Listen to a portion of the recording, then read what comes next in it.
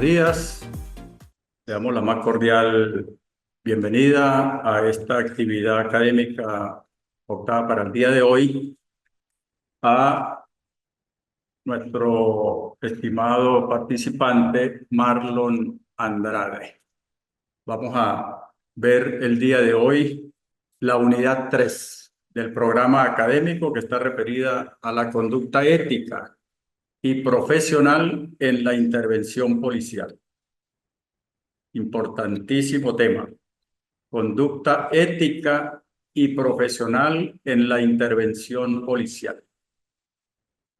Habíamos visto ya en clases anteriores en los conceptos, la definición de una intervención policial, el contenido y alcance, la trascendencia y las consecuencias de una intervención policial de no hacerse en o dentro de las normas y reglamentos que rigen el accionar policial.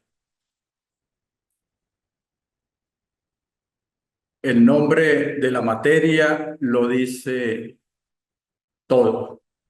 Intervención policial en el marco jurídico, es decir, que la función policial, aquella función tendiente a garantizar los derechos e intereses, a proteger a la colectividad en sus personas y en sus bienes, en todo momento debe hacerse ajustada a derecho, es decir, obrar dentro del marco jurídico legalmente establecido en esa nación, en ese país, y hacerlo igualmente dentro del marco jurídico internacional, porque es vasta. Son bastantes y considerables las normas que protegen los derechos humanos de las personas de las desviaciones policiales, de las arbitrariedades, de los abusos. Y allí la importancia de actuar, de que el policía en su operación policial, en su accionar diario, lo haga con una conducta ética y profesional. Una conducta de altura. Esta unidad comprende desarrollar principios y reglas procedentes de la ONU, códigos de conducta de los funcionarios y principios básicos sobre el empleo, el uso de la fuerza y de armas de fuego por parte de funcionarios. 3 temas o 3 subtítulos importantísimos, aparejados a la conducta ética y profesional en la intervención policial, que, como dijimos, guarda relación con la intervención policial en el marco jurídico. Es decir, que el que obra apegado a la Constitución y a la ley en la función policial, pues no tendrá consecuencias negativas algunas. Y el que se desvía de su norte, el que se sale del carril legalmente establecido, pues sufrirá las consecuencias y los rigores de la aplicación de la ley, tanto interna como internacional. De allí la importancia de obrar, como dijimos, con una conducta ética y profesional, porque la labor policial es, como dijimos anteriormente, razón de ser de la existencia del Estado. El Estado es y existe gracias a los órganos de seguridad ciudadana. Principalmente,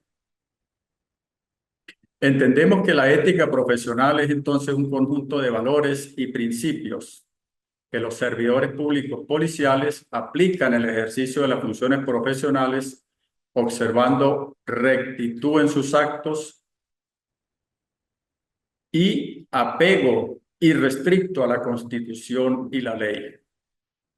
Entonces, conjunto de valores y principios.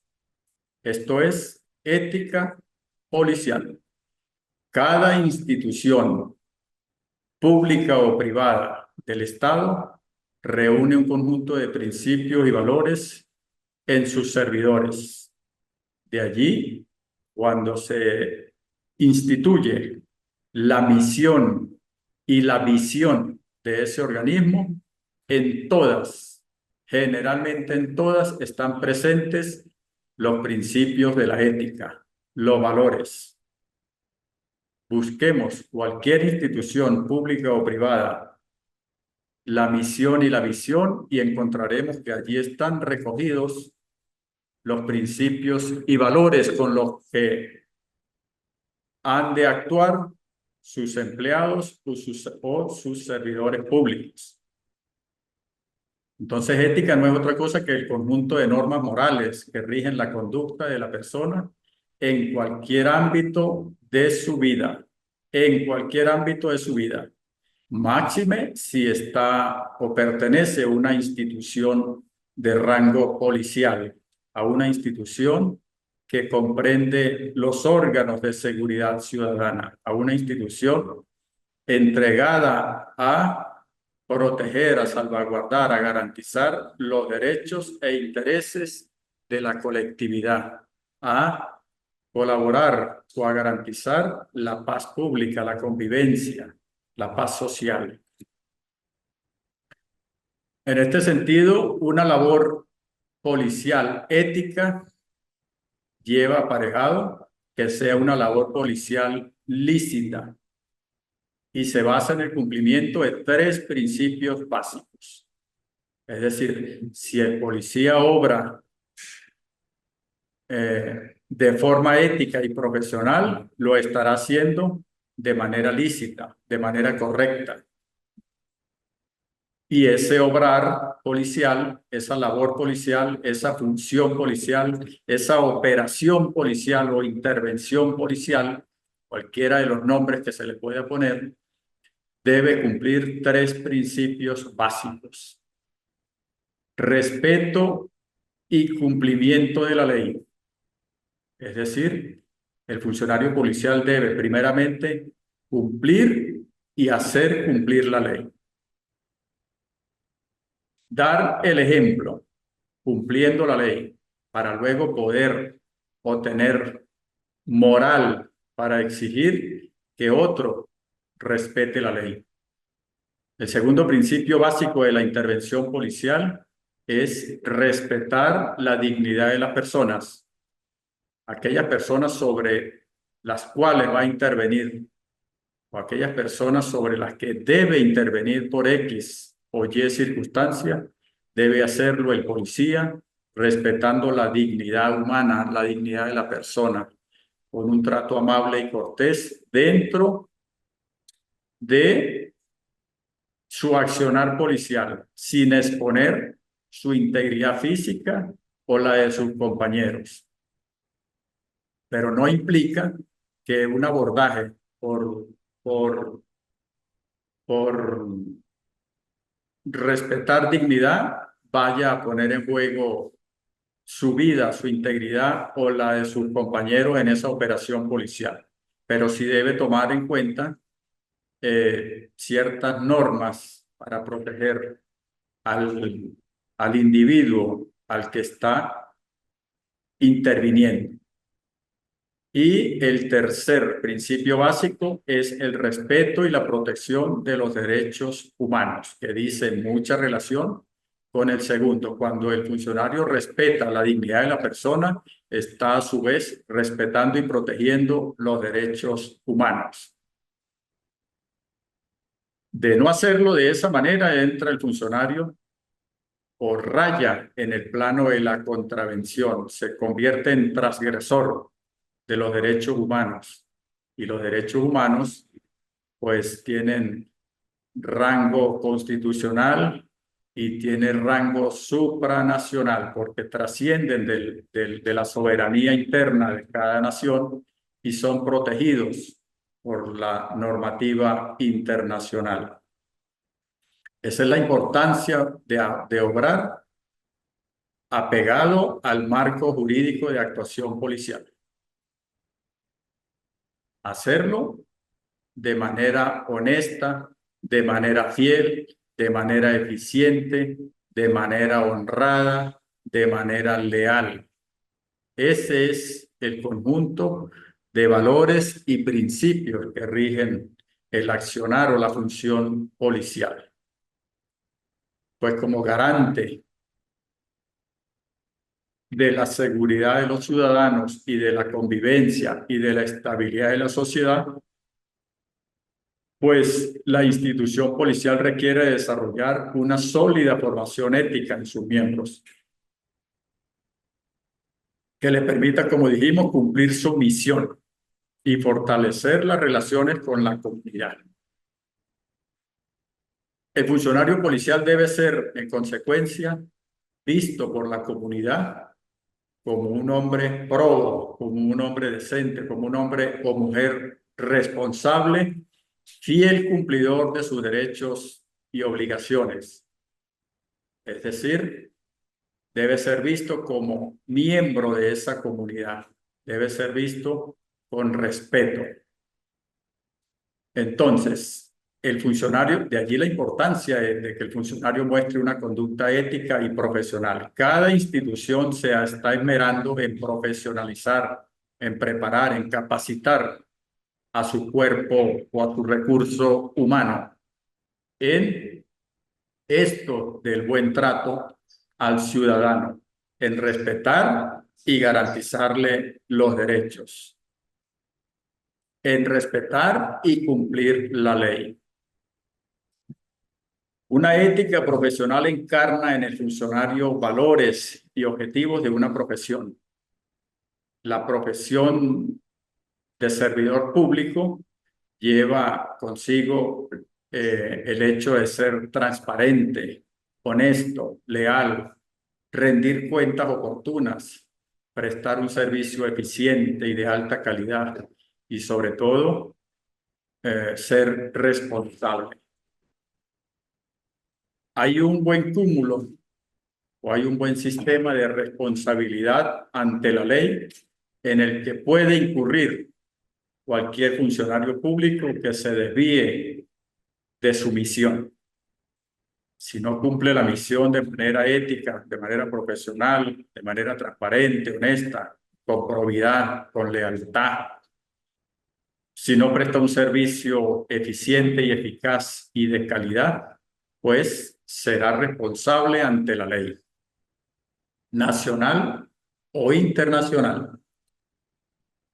Este sistema amplio de responsabilidad del funcionario público en el ejercicio de su función y también del funcionario policial en las intervenciones policiales, en las operaciones policiales, las que deba intervenir por el hecho de ser funcionario público, si desvía su actuación, es decir, si no se apega al marco jurídico, a lo legalmente establecido, pues podrá incurrir en responsabilidad penal, en responsabilidad civil, en responsabilidad administrativa, en responsabilidad disciplinaria y en responsabilidad militar. Estos son los 5 tipos de responsabilidades y también en responsabilidad laboral. Son los 6, perdón, señalados en la Constitución Nacional Venezolana.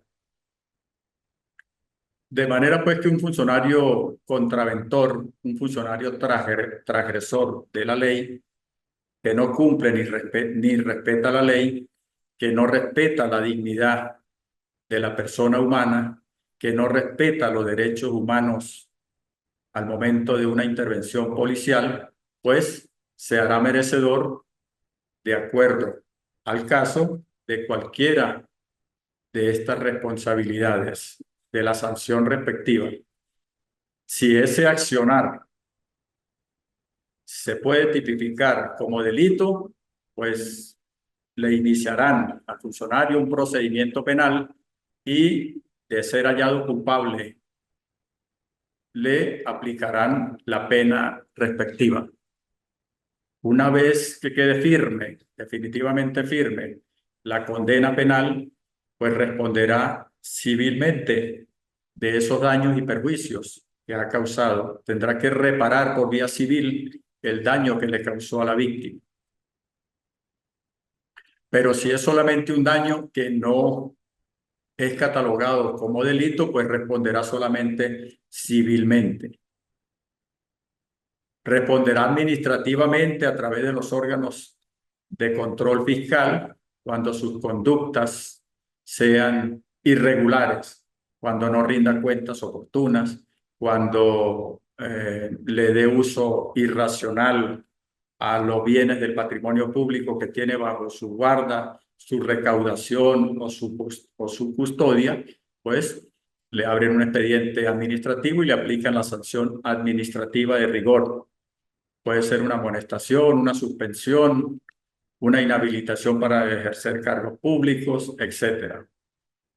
Pero si la conducta a su vez está tipificada como una falta en el código de conducta de esa organización policial, pues le iniciarán un procedimiento disciplinario y la sanción extrema a la que puede llegarse será la destitución. Muchas son las categorías de faltas y de sanciones en los códigos disciplinarios, en los códigos de ética, en los códigos de procedimiento de obrar, del buen obrar de las instituciones policiales, que van desde amonestación pública o privada, suspensión del ejercicio, cargo, suspensión con goce o sin goce de sueldo, etcétera, separación del cargo o empleo y la destitución definitiva del funcionario, la separación de las filas de esa organización policial porque no se adapta, no se ajusta su esquema de principios y valores a los que rige la misión y la visión de ese órgano policial. Para el caso de los militares, se establece también que en algunos casos cumplen funciones de policía y estarían incursos también en responsabilidad militar por su componente militar al que pertenezcan, o en un despliegue militar, en una intervención policial militar, perdón. Igualmente, si transgreden o contravienen los tres principios básicos de lo que hemos hablado, es decir, cumplir y hacer cumplir la ley, respetar la dignidad de las personas y respetar y garantizar los derechos humanos, pues el militar será sujeto de una investigación y de la aplicación de la ley correspondiente. Entramos entonces a un código de conducta que no es otra cosa que aquel que rige la disciplina, el comportamiento, los tres pilares básicos, mejor dicho, de toda organización y sobre todo de una organización policial. Disciplina, obediencia y subordinación. Esos son los tres pilares básicos, fundamentales, que rigen o que sostienen a toda organización pública. Principalmente, de allí pues se han tomado importantes aportes para las instituciones privadas. Pero en este caso de la función pública, de la intervención policial, ha de someterse o ha de regirse por estos tres pilares: disciplina, obediencia y subordinación. De allí que cada organización policial cuente y disponga de un código de conducta donde se tipifican cuál es la misión, la visión de la institución, cuál es la conducta que se quiere del funcionario, cuál es el esquema de principios y valores que debe desarrollar, y por su parte se tipifican las faltas, el no hacer o el hacer X o Y conducta se hará merecedor a X o Y sanción, que también están expresamente tipificadas en ese código de conducta, lo que se conoce también como un código o un reglamento interno, un reglamento disciplinario, que dice mucho de la disciplina, de la obediencia y de la subordinación que deben mostrar los funcionarios. Los funcionarios encargados de hacer cumplir la ley, en este caso un cuerpo policial, deben cumplir en todo momento con los deberes que le impone la ley. sirviendo a la comunidad, protegiendo a las personas contra actos ilegales y en consonancia con un alto grado de responsabilidad exigido por su profesión. Alto grado de responsabilidad. Responsabilidad entendida en los dos planos. Responsabilidad para actuar con prontitud, con diligencia, con eficacia, con honestidad, con transparencia. Y responsabilidad por el hecho de responder penal, civil, administrativa, disciplinaria o militarmente, si se desvía del norte, si se desvía de su misión. Cuando la ley, cuando estos códigos de conducta, este código que fue adoptado, un código general de conducta para las instituciones policiales en la ONU, 17 de diciembre de 1979, se refiere a, con una expresión general, funcionarios encargados de hacer cumplir la ley. Funcionarios encargados de hacer cumplir la ley. Semejante atribución, vemos aquí, que le asigna la ONU a los funcionarios policiales, funcionarios encargados de hacer cumplir la ley, a los funcionarios de seguridad ciudadana. Y es por esto que dijimos que la razón de ser y la razón de que exista el Estado se debe a que cuenta con órganos de seguridad ciudadana, a que cuenta con cuerpos policiales éticos y profesionales, porque les han asignado esta encomiable labor de hacer cumplir la ley. Y para hacerla cumplir, debe cumplir primero él, debe cumplir primero el funcionario con los tres principios básicos que ya dijimos. Cumplir la ley para luego hacer cumplir. Debe cumplirla primero él. El segundo principio, respetar la dignidad de la persona. Y el tercero, respetar los derechos humanos.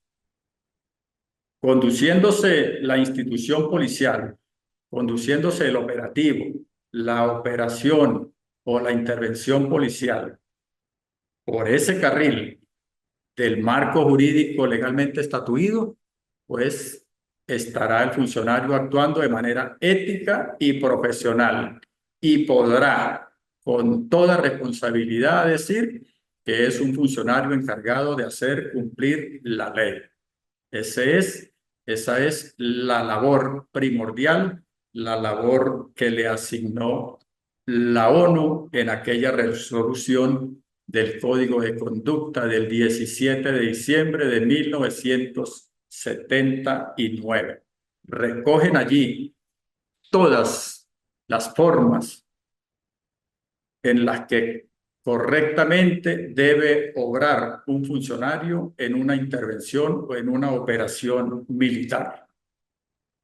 Dijimos que aparte de esta, o es bueno decir que aparte de este código de conducta diseñado o redactado por la ONU en 1979, hay otros suficientes instrumentos internacionales que velan por la protección de los derechos humanos contra los abusos, los atropellos y las arbitrariedades policiales. Aquellas intervenciones que se salen del ámbito jurídico de actuación pasan a ser entendidas como violaciones, en algunos casos, a los derechos humanos y tienen rango de protección internacional. Así tenemos la Declaración Universal de los Derechos Humanos, el Pacto Internacional de los Derechos Civiles y Políticos, la Declaración contra la Tortura y otros tratos crueles, inhumanos y degradantes, ¿verdad? La Declaración sobre que prohíbe la discriminación racial, etcétera, las que prohíben el genocidio, las reglas mínimas para el tratamiento de reclusos y la Convención de Relaciones Consulares, que todo está debidamente englobado, categorizado y bien estructurado en la comunidad internacional para proteger los derechos humanos. De manera pues que si una víctima de un atentado grotesco, de un atentado arbitrario, cruel, inhumano, degradante, en el curso de una intervención policial, es decir, en el curso de un procedimiento, del accionar o de la función policial, no consigue reparo, no consigue justicia en su país por los canales regulares de jurisdicción interna, bien porque el Estado no cuente con los medios para hacer efectiva esa responsabilidad penal del funcionario contraventor, o bien porque no quiera o tolere o se complazca o trate de favorecer esa actuación irregular, pues la víctima cuenta con la justicia internacional. Sobre el uso de armas de fuego por parte de los policías, por parte de los órganos de seguridad ciudadana, en las intervenciones policiales, estas convenciones de la ONU han sido tajantes en decir que en lo posible se debe excluir el uso de armas de fuego, muy especialmente cuando se trate de abordar o de intervenir niños, niñas y adolescentes. Es decir, que el uso del arma de fuego sea la última razón, el último recurso del que pueda echar mano el funcionario policial en una intervención relacionada con la prestación de sus servicios. Y dicen esas normas, dicen esos códigos de conducta internacional, cómo debe ser la preparación de ese funcionario. Debe ser una preparación, una profesionalización de altura, bien capacitado por cada organización para que cuando va a hacer un procedimiento policial, pues sepa y entienda las consecuencias de su accionar, que sepa y entienda que al desenfundar el arma de fuego y al disparar, se abre todo un cúmulo, todo un compás de efectos y consecuencias que en algunos casos pueden ser negativas para el funcionario individualmente considerado, para su organización policial y para la nación en general, porque puede ser catalogado como una violación grave de los derechos humanos en el plano internacional. El artículo 5 de esa Convención Internacional contra la Tortura dice que ningún funcionario encargado de hacer cumplir la ley, volvemos aquí al tema de la importante labor o del importante cúmulo de competencias que tiene la institución de seguridad ciudadana, que tienen los cuerpos policiales, encargados de hacer cumplir la ley. Dice, ningún funcionario encargado de hacer cumplir la ley podrá infligir, instigar o tolerar ningún acto de tortura u otros tratos o penas crueles, inhumanas o degradantes contra persona alguna, ni podrá invocar una orden superior, es decir, no podrá invocar una obediencia legítima, una obediencia debida, que el superior le dio la orden, pero será una orden ilógica, una orden irracional, y él está en el derecho de negarse a cumplir una orden cuando es una orden arbitraria. De manera que las órdenes superiores que reciba para un operativo policial deben ser órdenes ajustadas al ordenamiento jurídico. Tampoco podrá alegar la institución policial en una intervención que el hecho de circunstancias especiales, es decir, pretender justificar un atropello, una arbitrariedad en contra de la dignidad de las personas o en contra de los derechos humanos, alegando circunstancias especiales, como estados de guerra, estados de amenaza, de conmoción, alegar amenaza a la seguridad de la nación, inestabilidad política interna, o una emergencia pública. No podrá justificarse bajo esas alegaciones.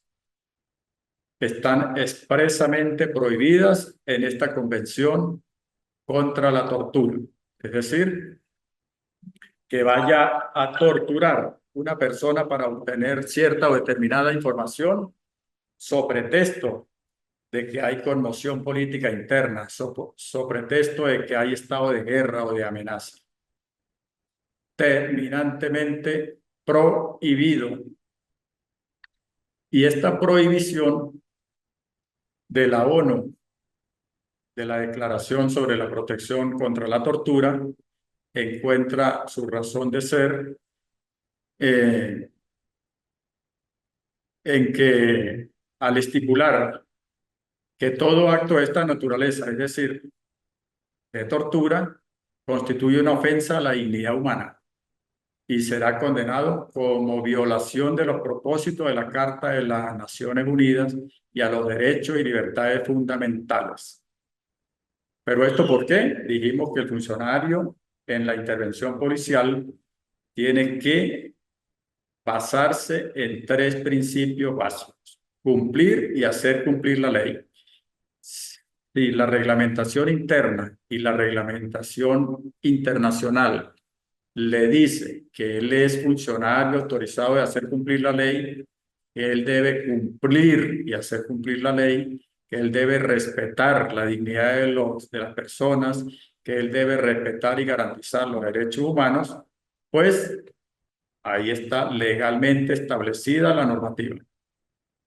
Actuar fuera de ese ámbito jurídico implica consecuencias jurídicas para el funcionario en cualquiera de las categorías de responsabilidad que hemos visto.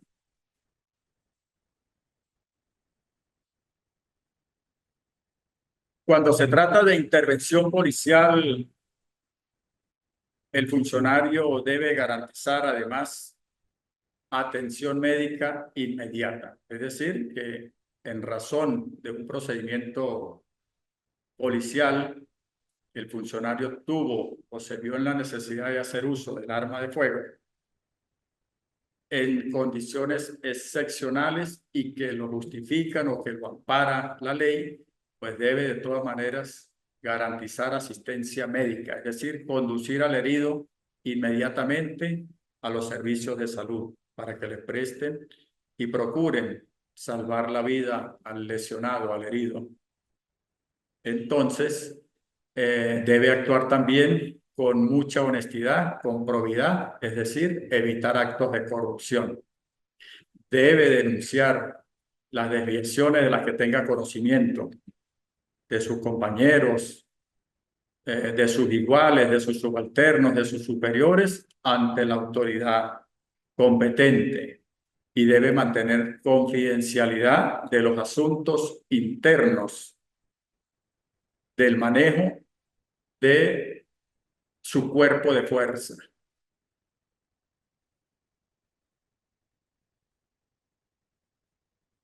Nos encontramos con algo importante también, que es la resolución que aprobó la ONU para prevenir el delito y tratar al delincuente.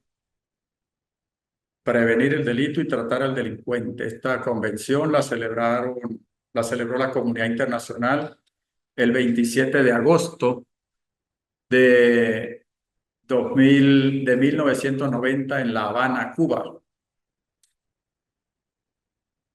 Aquí se protege primeramente la labor policial. Esto es importantísimo porque si le están asignando una tarea de tanta envergadura como lo es el hecho de hacer cumplir la ley, pues entonces esta convención de la ONU dijo en sus considerandos lo siguiente: considerando que la amenaza a la vida y a la seguridad de los funcionarios encargados de hacer cumplir la ley debe considerarse como una amenaza a la estabilidad de toda la sociedad. Empieza la convención protegiendo primeramente al funcionario. Pues digno de resaltar. Le asigna una tarea primordial: hacer cumplir la ley, pero empieza diciendo que un atentado contra la vida y la seguridad del funcionario es un atentado o una amenaza a la estabilidad de toda la sociedad. Porque un funcionario vela por toda la comunidad. Y si se atenta contra la vida y la integridad de ese funcionario, se está atentando a la vez contra todo ese conglomerado, contra todo ese colectivo a la que ese funcionario está protegiendo. Y despliega esa resolución, ese tratado para prevenir el delito y tratar al delincuente, protegiendo primeramente al funcionario. Y dice que los funcionarios examinarán continuamente cuestiones de ética y de profesionalismo en el empleo de la fuerza. Es decir, como ya hemos repetido, preparar al funcionario para el uso de armas de fuego en circunstancias excepcionales.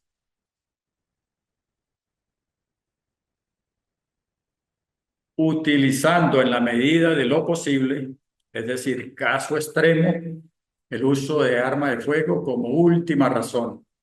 Utilizar medios no violentos es la generalidad en la intervención policial. Medios no violentos antes de recurrir al uso de la fuerza y al uso de armas de fuego.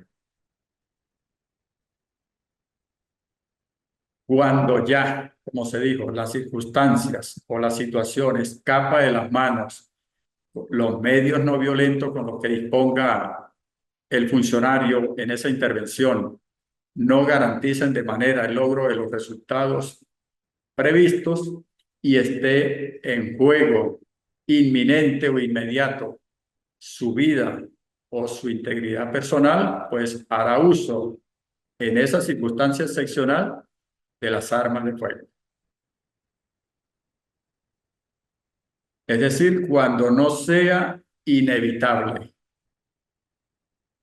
Entonces, ya para concluir, el uso de la fuerza por parte de los funcionarios que intervienen policialmente en una determinada situación tienen que hacerlo con moderación, en proporción a la gravedad del delito y al objetivo que persiguen. Con moderación y en proporción a la gravedad del delito. Esto implica un conocimiento previo de la situación, un investigar, un cúmulo de labores, un cúmulo de información a través de labores de inteligencia policial, de tácticas, de estrategias para abordar, porque ya con esa información el funcionario, la institución policial, estará en pleno conocimiento de la gravedad del delito, de la entidad de la acción cometida y del tipo de delincuente o delincuentes o de bandas a las que se enfrentará. Preparará su procedimiento con la información previa. Lo hará con moderación y en proporción al delito. Si es un delito de baja monta, un delito de bagatela, un delito insignificante, un delito de mediana gravedad, no justifica la intervención de un grupo comando, por ejemplo. Avasallador, atropellante, derribando puertas, para ir a capturar, por ejemplo, a un infractor de una ley, a un infractor de tránsito. Entonces, todo tiene su razón de ser. El funcionario en la intervención debe reducir al mínimo los daños y lesiones a la persona intervenida, respetando y garantizando la vida en todo momento, la dignidad y los derechos humanos. Prestarle en todo momento asistencia y servicios médicos a los que resulten heridos o afectados. Notificar de inmediato lo sucedido a los parientes o amigos de las personas intervenidas. No mantenerlos aislados, incomunicados, porque eso va en contra de una conducta ética y profesional. Y en caso de resultar lesionados o muertos en el procedimiento, comunicarán inmediatamente el hecho a sus superiores para que éste, a su vez, informe a familiares y amigos y se preste el apoyo necesario para evacuar heridos y fallecidos desde el sitio del suceso. Adoptar medidas necesarias en la legislación interna para castigar el uso arbitrario y abusivo de la fuerza, el uso arbitrario y abusivo de armas de fuego por parte de los funcionarios en las distintas intervenciones policiales. No pueden los funcionarios, se repite, invocar circunstancias excepcionales para justificar una arbitrariedad, una violación de derechos humanos, una arremetida contra la dignidad, la salud y la vida de las personas, alegando inestabilidad política, alegando cuestiones de seguridad de la nación, porque está expresamente prohibido en la legislación interna de cada país y en los tratados y convenios internacionales. Esta es la importancia que reviste esta unidad número 3 en el programa académico de la especialización técnica en táctica e inteligencia policial, que comprende la asignatura Intervención Policial en el marco jurídico, la conducta ética y profesional en la intervención policial. Entonces, la importancia radica en que el funcionario debe saber el contenido y alcance de tan grande misión que tiene sobre sus hombros, de tan grande responsabilidad, la de hacer cumplir la ley. Y debe saber y entender que debe hacerlo basado en estos 3 principios básicos que acabamos de mencionar. Respeto y cumplimiento de la ley, respetar la dignidad de la persona y respetar y proteger los derechos humanos. Y que como caso de última razón, como recurso de última razón, está el uso excesivo de la fuerza y de las armas de fuego. Y que no puede alegar circunstancias excepcionales para hacer uso arbitrario y abusivo de las armas de fuego, uso arbitrario y abusivo de la fuerza. Porque, como se dice, está expresamente prohibido por la legislación nacional e internacional. De manera pues que todo encuentra su razón de ser en el desarrollo de esta especialización técnica. Todo encuentra razón, porque la función policial, la intervención policial en el marco jurídico no es otra cosa que obrar conforme a los mandamientos de la Constitución y la ley, obrar o actuar conforme al ordenamiento jurídico internacional que ha suscrito y ratificado válidamente cada Estado parte de la comunidad internacional, reunidos o congregados en Asamblea General de la Organización Nacional e Internacional de las Naciones Unidas, y que es de obligatorio cumplimiento, porque versan sobre temas neurálgicos, como lo son los derechos humanos de todas las personas, que deben ser respetados por los órganos de seguridad ciudadana. Y la importancia radica también en que el alumno